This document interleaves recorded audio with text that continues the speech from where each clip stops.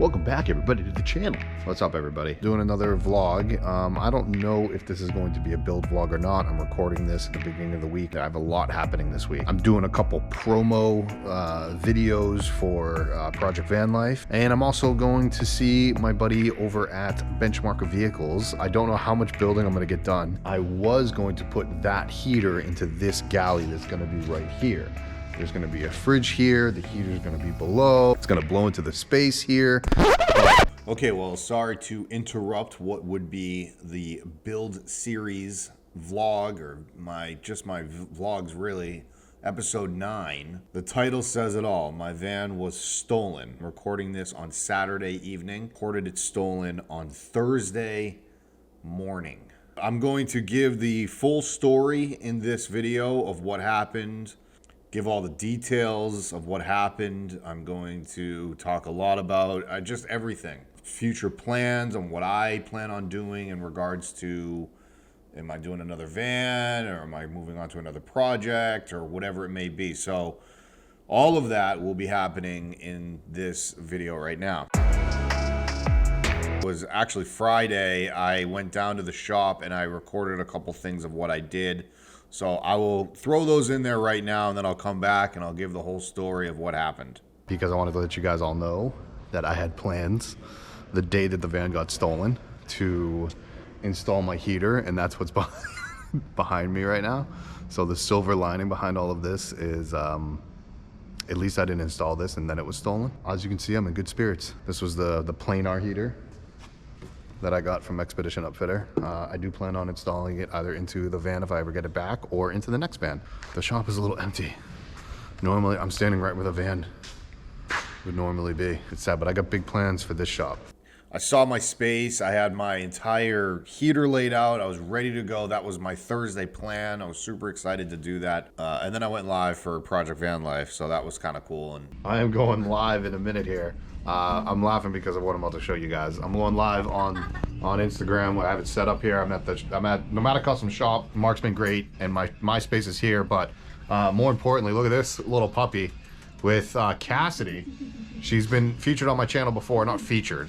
You know, she's been on my channel before. She has this amazing puppy. It's not hers. It's not mine. Not yet. Yeah, you're gonna steal him?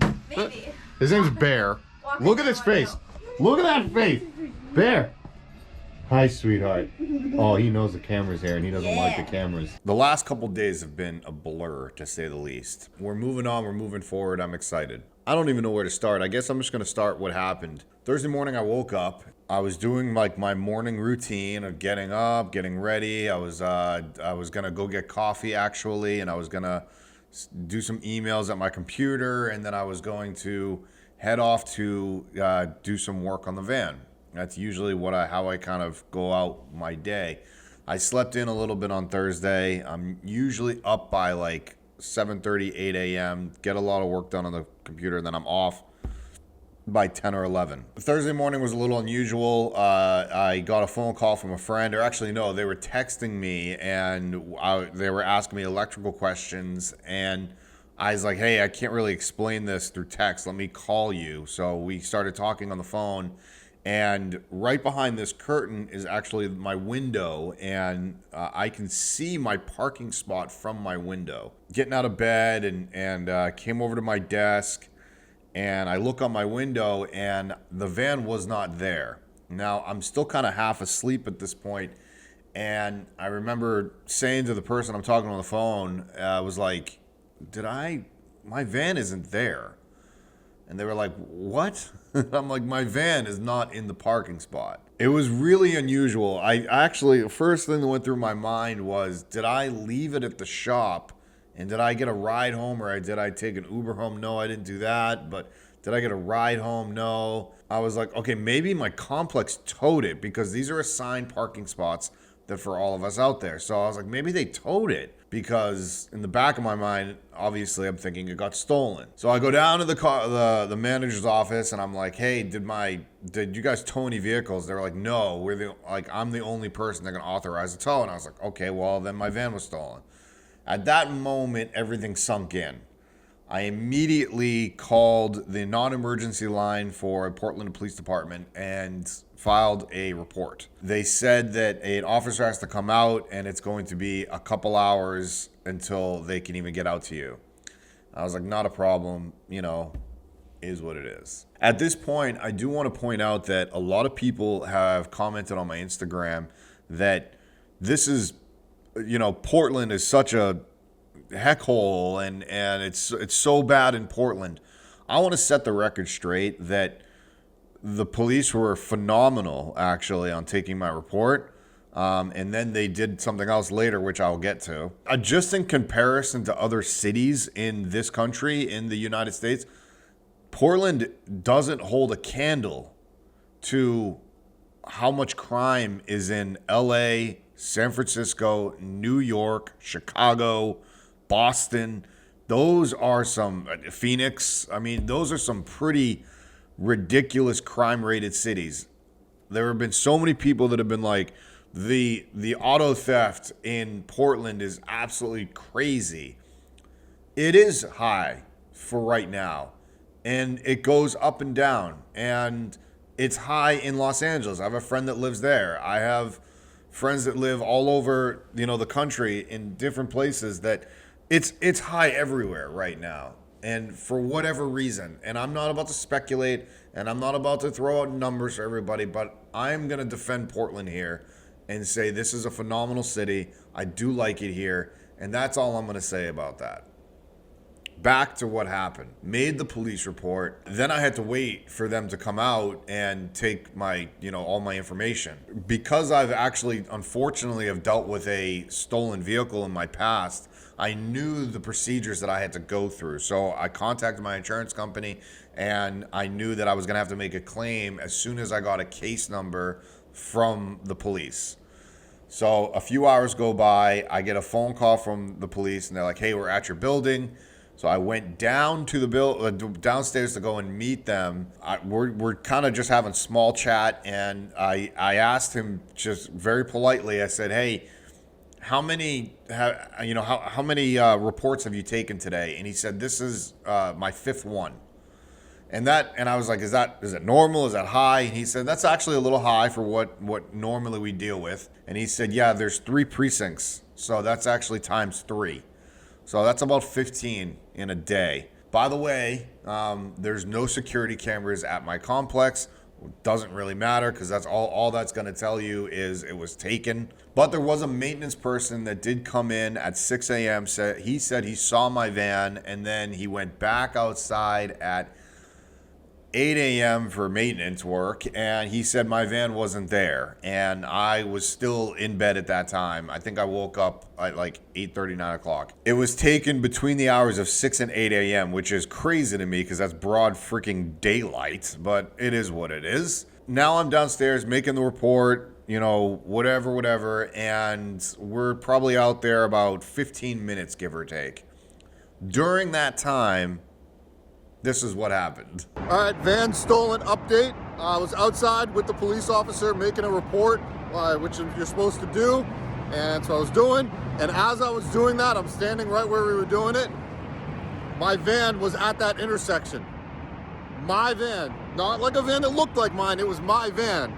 I identified it, solar panel, the windows, the whole thing. It was at that intersection. As I'm talking to the officer, he radioed it in immediately.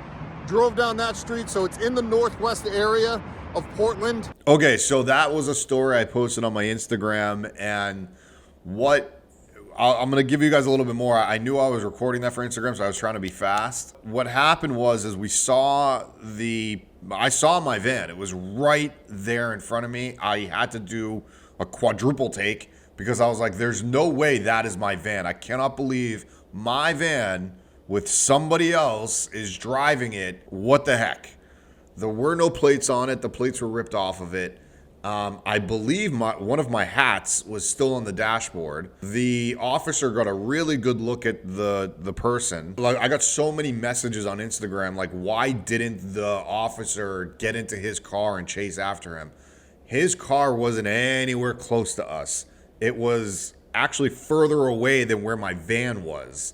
So it was all the way on the other side of the street, and there's like a train track, so it was on the other side of the train track. So it was quite a ways away. He did what he was supposed to do, and that was the radio. He got on his radio, which I point up here because that's where his radio was. He got on his radio immediately and called it in. Gave a description of my van, said there were no plates on it, gave a description of the driver, and he, gave the direction it was going. There was nothing either one of us could do. Because I didn't want to put myself in a very difficult situation, I didn't run in front of the van, which I wanted to really badly. I wanted to go over there and I wanted to open up my door and rip the guy out of the van and just beat the crap out of him. But I can't do that. Was trying to think logically, and I don't know if that person's carrying a weapon. I don't know any of this. And it's not like what we see in the movies. It's not like that officer is going to draw out his weapon and be like, get out of the car. That's a stolen. He's not going to do that. So I'm not blaming anybody in that situation. It was such a bang, bang, oh my goodness, I can't believe this is happening. It was like a 7-second ordeal that happened. Craziest thing I've ever seen. After the person drove past us, I turned to the officer. I was like, okay, that was crazy. And have you ever seen that before? And he's like, I've never seen that before. Let me remind you, this is hours. We are now in the afternoon. So this is hours after my van was taken. Whoever took it was dumb enough to drive it back where he took it from, which is just mind-boggling to me. No, they didn't find it right then. I did get on a scooter because I didn't have any transportation. So I did get on a scooter and I went the direction he was after I was done making the report. And I was like, maybe he's dumb enough to kind of pull over and leave it somewhere. There's a lot of theories out there. I'm not going to jump to conclusions. I'm not going to just play maybe that person did this or that person did. I'm not going to jump. I'm not going to do any of that. That's crazy. I mean, that's pretty much everything that happened. I came back inside and I finished my insurance claim that I have to do. That takes months to go through. I'm still waiting on a phone call from my insurance adjuster. I am covered on theft, but I don't know what in the van is covered because I had a lot of stuff in there, as you all know. I will probably have an upcoming video, me going over what I've invested into the van so far, what my loss was. I'll kind of talk about that in upcoming videos. There is a chance that it could still turn out. The love and support that I have got from the VanLife community on Instagram has been tremendous.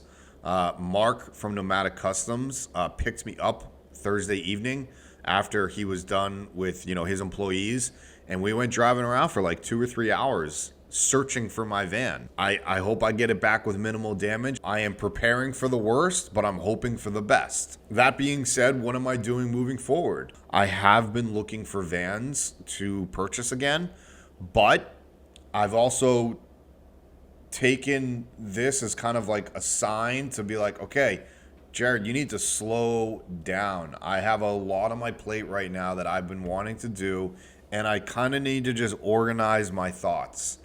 This is the end of the year. I need to just be all right, let me take this bag of snakes and lay them out straight. I do want to do another van. I plan on doing another van, absolutely. I have another project that I have been wanting to do for about 8 months. It's been in my head. And then I have another project, which if you've been following me on my channel long enough, I have another project that I want to do that is a container home project. I also just watched for the second time the documentary 14 Peaks, and it is an extremely inspiring documentary. Nims Persia, the guy that it's kind of based around, he kept on talking about dream big. And my dreams are massive, and I want to do those big things. A van will always be part of my life. I will always be part of the van life community. More importantly to me is the self-sustaining and tiny home living. Everything electric, rainwater collection, things like that, a self-sustaining, I would like to have.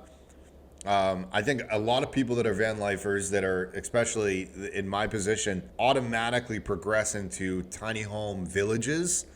I want to kind of, I've always wanted to do, yes, a tiny home village, sure, but I actually wanted to do more of like inside of a city.